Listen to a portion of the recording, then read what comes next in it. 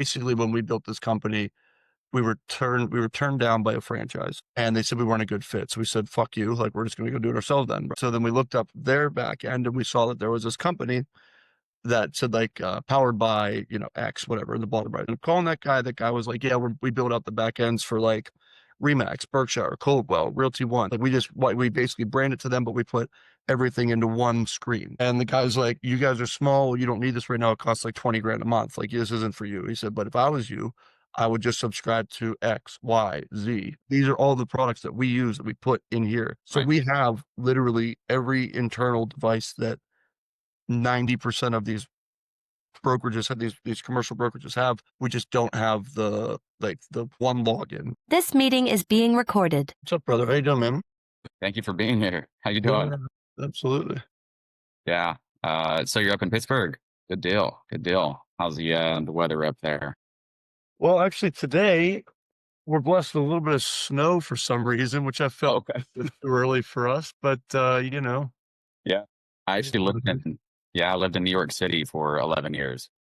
It's tough. It's tough. It's cold. That city chill, those buildings is terrible. But Yeah, man. Well, hey, thanks again, Joe, for being here. But pretty much how the call's going to go is just, we'll talk about how you got started in the industry, what your role looks like currently at your brokerage, Realty Co., and move on to industry trends, pain points that you're going through currently, where you see the industry going, just things like that. Sound good? sure, sure, sounds good. So I saw on you guys' website, which I love, simplify real estate for our clients and break all the molds of a traditional brokerage for the agents. Can you tell me a little Mhm. bit more about that mission statement? When we so back up. So partner Ryan and I were 50-50 on it. He's a larger investor in the area. He does a lot of single family, multifamily stuff. And then I'm more of the retail broker side of things. And we've known each other for it's probably about 12 years now. Actually, it's kind of funny. And we ended up coming back together and building this place. But anyway, so our model is that we kind of hate all the red tape of corporate brokers and how, I mean, not so much him, but me, I've been through a couple brokers and I know a couple agents that have just been screwed over through their brokerages and maybe not screwed over is the right word. I don't mean to be putting people down like that, but just Sure. there's just ways that people should be treated. And I believe, and I've single-handedly built and stood on the model of, I'm going to build this place to be somewhere I would want to work. And that's kind of what I'm getting away from the rest of the, we're locking you in for 3 years. We make you do this. We make you do that. We're like, hey, look, we're going to give you as much money as we can. We have to pay our bills, as much money as I can, as much guidance as we can. And we're going to point you in the right direction. If you want to do whatever you want to do with all of that, that's good. That's kind of where we are. And Gotcha. on the latter side of it is, unfortunately, this isn't a good fit for you, which we've had a gentleman come over. He was an investor. He was here for a month or two, and he said, actually, I've got a better opportunity. Someone's offering me some money over here, whatever, and I have some open files and whatnot. And I said, okay, that's fine. No big deal. We'll get it all transferred over. And he goes, are you serious? And I said, yeah, absolutely. I said, like, that's what I said. Whenever I sat you down, I said, I want this place to be somewhere I would work. And I said, if you have somewhere better to go that gives you more opportunity, I'm not going to sit here and try to put handcuffs on you for no reason because I've got no gain for that. I would rather just go ahead and get him out and get him clear and get him going. I mean, Well, the more you do the right thing, the easier things become, I think. that's right, Choi. I mean, such a great point. A lot of times these days, and so I'm a local real estate agent in Austin, and it can get a little bogged down with how a brokerage operates and sometimes not really providing the agents for their own autonomy. It sounds like that's what you guys are doing, whether it be on the agent side or the investor's side. So you said your day to day is mostly with the real estate, the residential stuff, and then your partner, Ryan, is mostly the investor side. Yes, I mean, I would, yeah. I mean, not to get too in the weeds with it. Yeah, I would say I manage the agents. We have about 35 kids, and I call them kids. They're not kids. We have 35 agents now, so I handle the day in day out, the legality of that stuff, the operations of the general in office. I still sell like 10 to 12 million a year just from referral based stuff. And I also have 12 rental properties and do a couple flips here and there. But when I say Ryan's an investor, he has like 50 rental properties at the moment and he buys 200 houses a year. So like Wow. it's not the same, but it does fall under the same umbrella. But Sure. he's got a full operation versus just, a couple here. Gotcha. I mean, that sort of volume that you're doing, 10 to 12 million a year, it's pretty good, consistent. Would you say that there's still some hurdles that you are coming across consistently On the sales side of things. on the sales side? Yes, sir. Yeah, I think this market's been super weird this year. I still, you still look at the numbers at the end. I'm like, I still came out at 11 million, but it didn't feel necessarily like 11 million, or it felt like 11 million the hard way. And I don't know what it was about it, but there was like just some real lows and then just very little peaks, I would say, this year. But yeah, I don't know. A lot more terminations, a lot more cold feet this year. I don't know what was going on with the general. I mean, obviously the news and everything is what it is, but I mean, there wasn't really any reason that I would see that would cause it, but I guess it was out there, and you just kind of have to handle it with, I mean, you know what you're doing. You're in the Yeah. game. You kind of have to handle it as it comes, right? Yeah. Yeah. Yeah. So There's you're definitely something off for sure. I don't know what it was, but there's something weird. agreed. And this year has seemed to be the most feast or famine over and over this year. I mean, I personally, at the start of the year, from my listings and deals from the previous year, from 24 into 25, had a decent beginning of the year and then nothing for months and then a whole bunch and then nothing for months. And, typically people try to get their deals done before the end of the year. So it's shaping up to kind of close out well. But yeah, in Austin, especially the number one overpriced city in the country from 21 to 2010. And now it's going to be the number one correcting. And so that's been a significant challenge for us. You do live in a bigger metropolitan area. I mean, I will state this. I'm not. Do you know anything about Pittsburgh or the market up here? Have you talked to anybody up here before? No, you're the first. So Pittsburgh is it's a very average Joe town, very blue collar. It's a big over half of our county rents actually. When you look at these numbers, like your Austins, your Tampas, your Miamis, your LAs, your New Yorks, these like very overcorrecting cities because of how heavy they were hit, we weren't hit like as much, right? Because our average sales price stays pretty much right. Even if you go back to 2008, people were losing 15, 20%. Our average sales price was like a buck 65. So like, 15% isn't going to bankrupt somebody. People probably have the equity to cover. So like, we don't see the huge overcorrections, but I will tell you that like that feast or famine, that was very consistent across the country. And that did hit here. I mean, Yeah. that I will agree with you on. The overcorrection side, not really. I think it was just a lot of people just sitting on the sidelines, just being like, maybe I'll save, maybe I'll do this. And I don't know what the news is saying. And then, the rates. So I think that impacts our people more, that local news versus like actual economic distress. Got you. Yeah, the external factors, no matter how many times I try to tell my sellers that when listing a property, they're so focused on their listing or their home in the local market. And I have to keep reminding them that, hey, look, there are immense external factors right now that are making it a challenge across the country, not just for us. Sure. So with all that being said, where do you see the industry going in 6 to 12 months? I mean, we have so many changes happening. Zillow's going through all of their Yeah. lawsuits and everything else. It seems to be one thing after the other with them. Is there somewhere that you see the industry going, and are there any things that you see that a realtor or a brokerage needs to start implementing in order to be successful? It's a loaded question. I mean, obviously, let's just start. There's obviously going to be changes with the tech, with AI being incorporated, and obviously, I think I'm anti Zillow. I get it. I'm happy for them. They built an incredible product at the right time. Like I get it. Like bravo, guys. But I don't think that they're going to be like the national MLS. I don't think that they have the capability or the legal ramifications to be able Yeah. to do that. I do like the new association that's starting to get some traction. Like, we pay our dues to ramp, and they build our forms and stuff, but the more you get into it, the more that you do things, you kind of realize like that form is just written by an attorney, and you could kind of get an attorney to protect you, but I understand that you hire us to be less expensive than an attorney because we pay for all this stuff. I think that you're going to see some changes in ramp. Correct. This is over. It started in out west. I want to say, what the hell is this thing called? American Real Estate Association. I think that's it. American Real Estate Association. Yes, American Real Estate Association, and the association built for the future of real estate.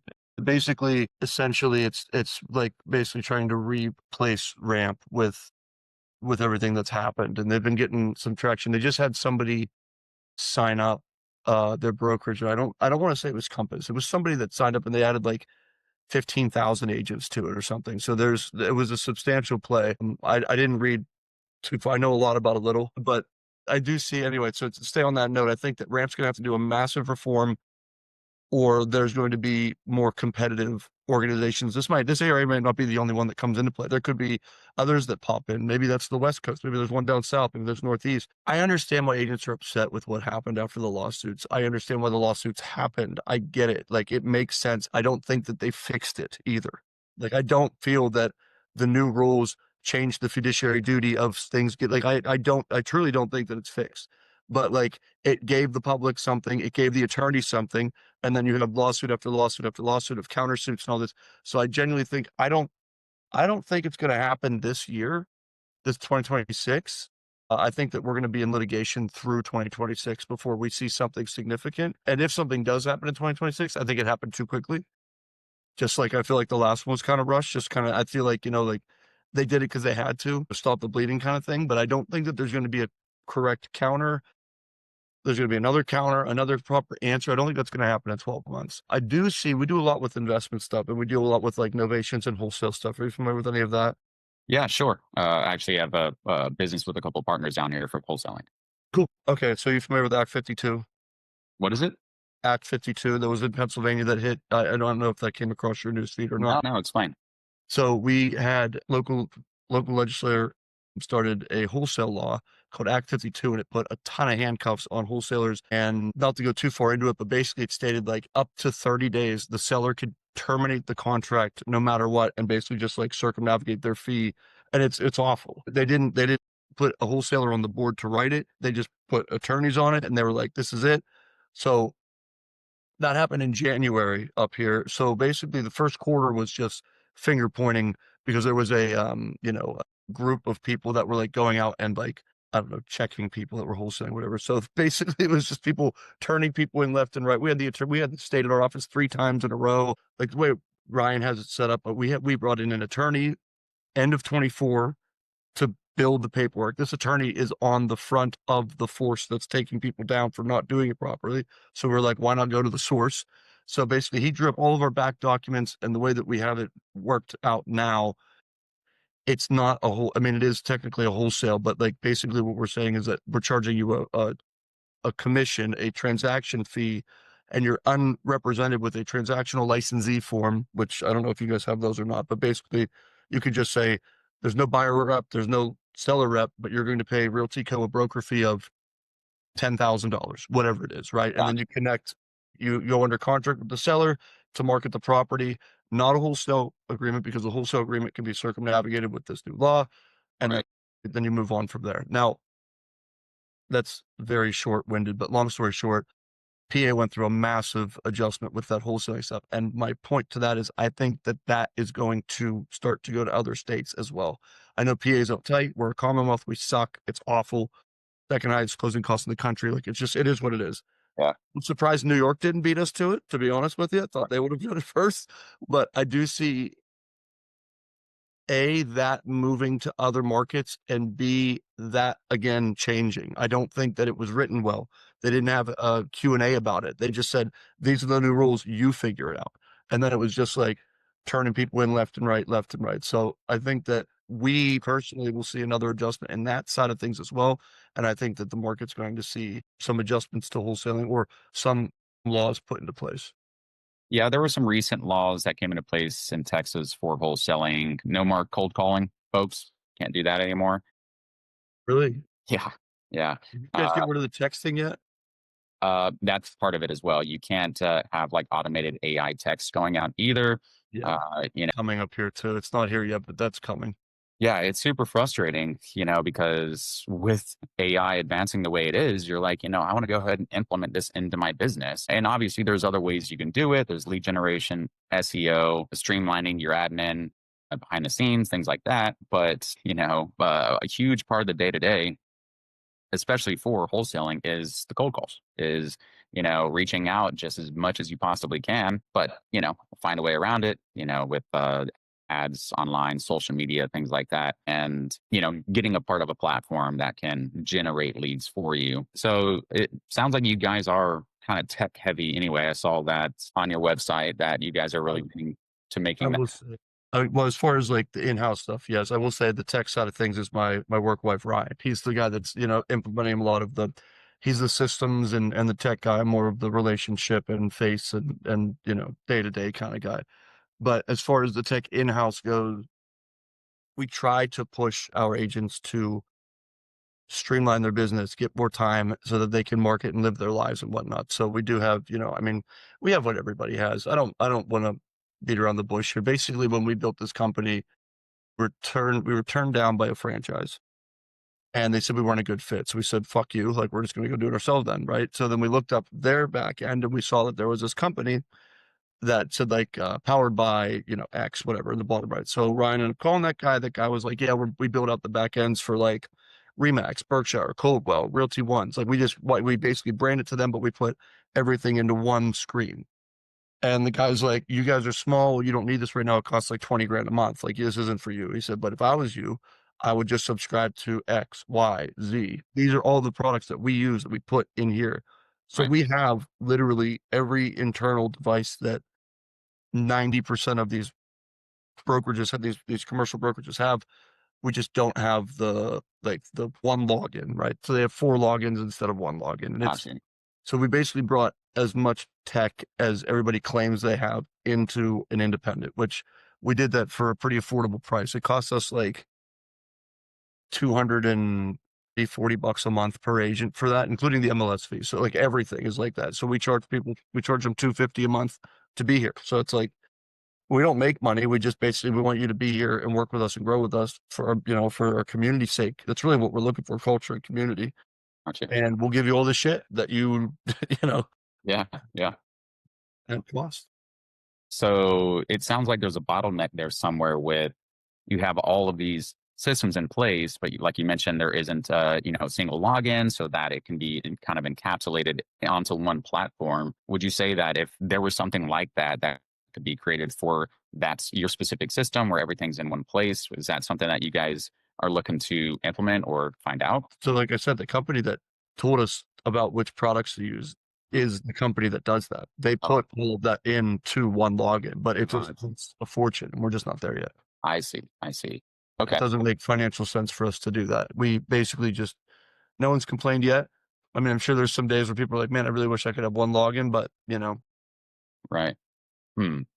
I mean, how much time would that save you guys if you actually maybe found a system or a company that could implement all of that for you, one fell swoop, one location? I don't know if it would really change the world, to be honest with you, because you also have to think about this too. It's like out of those 4 things, you have Brokerment, which is like a document, DigiSign, all that stuff. You have basically that, which is your main login. That's pretty much what everybody's going to use. You always have to log into your MLS, no matter where you are, no matter what program you have. So you have those 2 logins.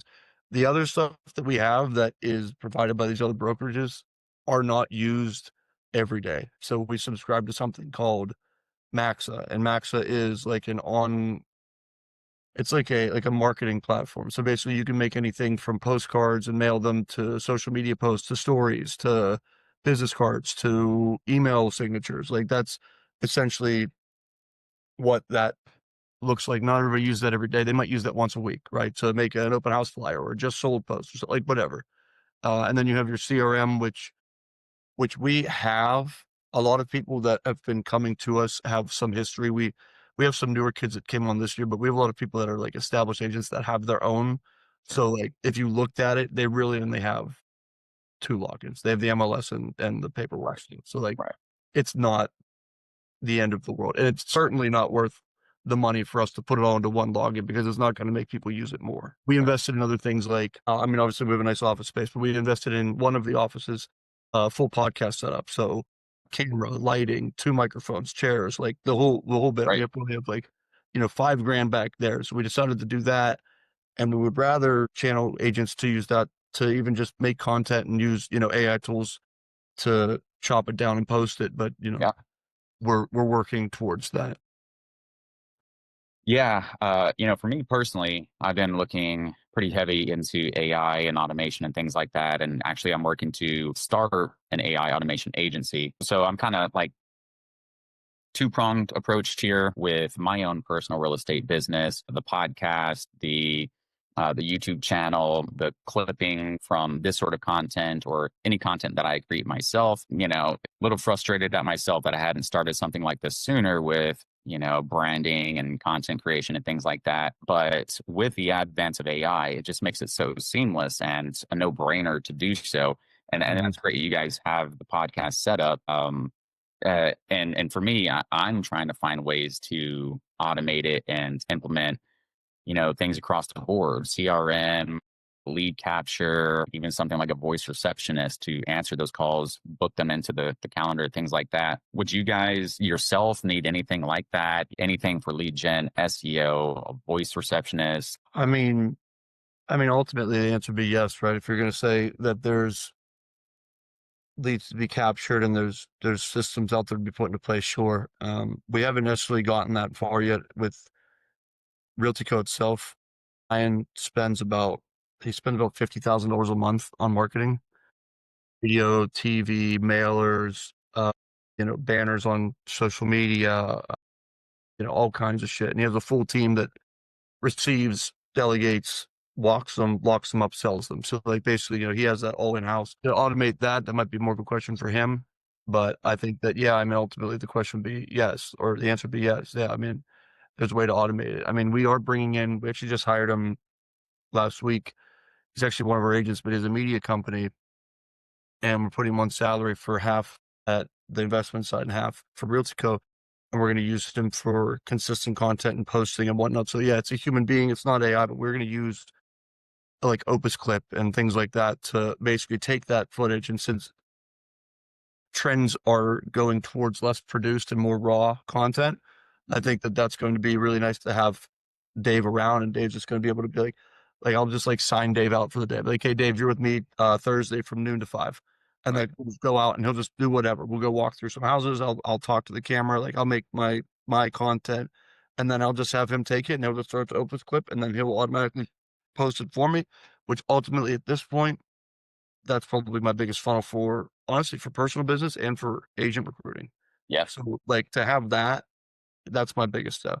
I don't know if that answers your question, but we will be using something like Opus Clip with him, but we sure. are going to have a human being in place that is going to be doing a lot of, instead of just setting a tripod or sitting in front of a computer, it's going to be a little bit Oh, more active and a little bit more real, which is absolutely. what we're going for.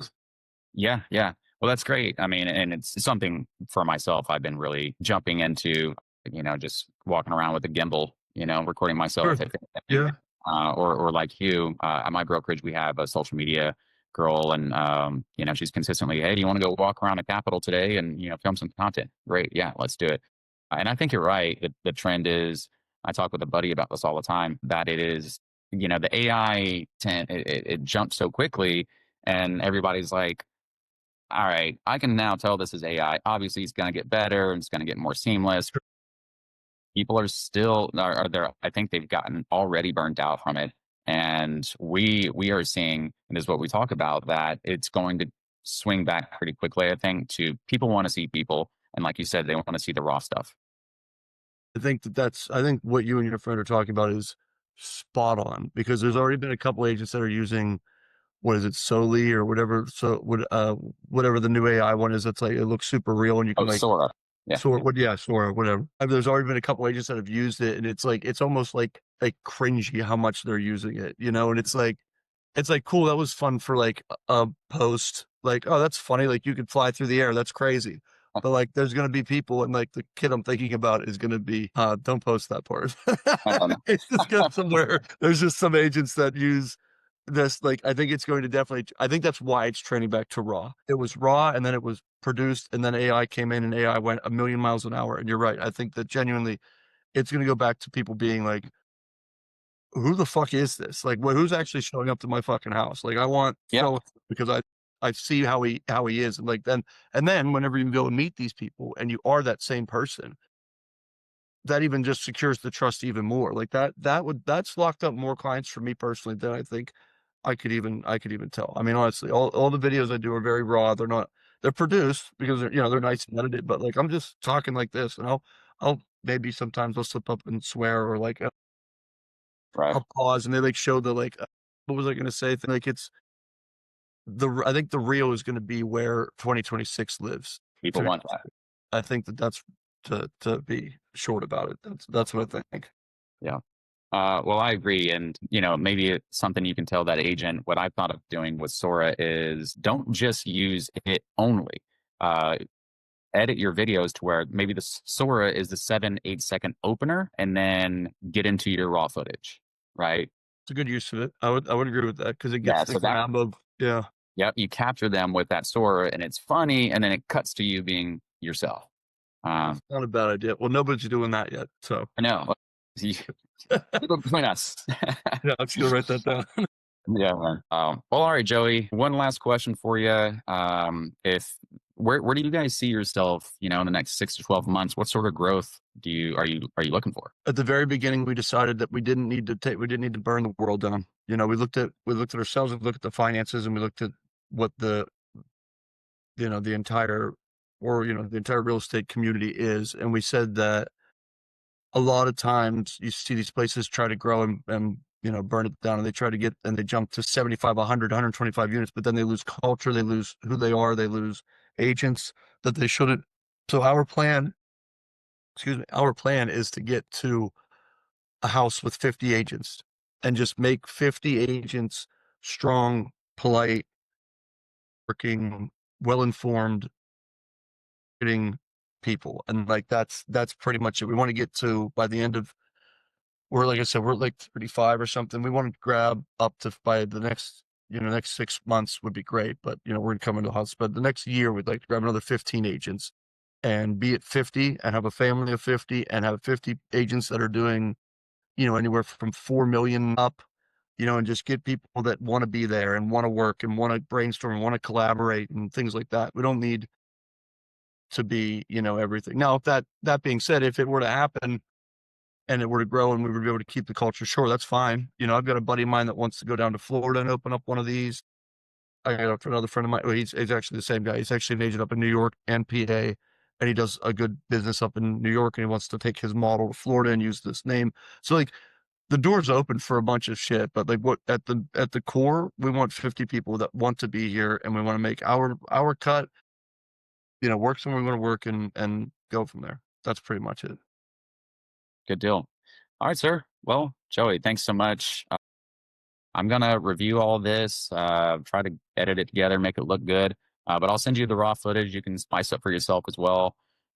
Maybe we can catch up another time. We can chat about, further growth and maybe if there's any other way that I can help you or vice versa. Sure, man. Hey, appreciate it. I will say the email was kind of spammy, but I was like, yeah, fuck it. Let's see what Yeah, happens. nice. Yeah, I'm happy to be here. I mean, you're a good dude, so works for me. Thanks, Joey. Appreciate it. You as well. All right, man. Well, you have a good day. We'll talk later. Yeah. See ya.